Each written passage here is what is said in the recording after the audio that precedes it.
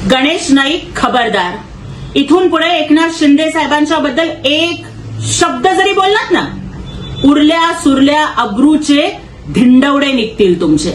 अरे तुम्ही काय आमचं नामोनिशान साफ करणार? त्यापेक्षा आधी स्वतःचं चारित्र्य साफ करा. आणि एकनाथ शिंदे साहेबांचं नामोनिशान साफ करणारा मायकालाल अजून जन्माला यायचा आहे. गणेश नाईक अवकातीत राहा. तुमची ख्याती ही फक्त पक्ष, कपडे आणि बायका वारंवार बदलण्यासाठी आहे.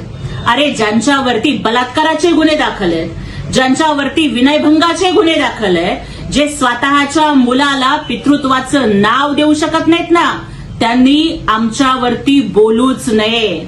ज्यांचे फक्त रात्रीच खेळ चालतात ते राजकारणातले अण्णा नाईक म्हणजे गणेश नाईक आहेत. आणि अशा या नायकाचे सगळे काळे धंदे बाहेर काढल्याशिवाय आम्ही गप्प बसणार नाही. अलीकडे गणेश नाईकाचा एकच धंदा झालाय की रोज उठायचं आणि एकनाथ शिंदे साहेबांवर भुंकायचं.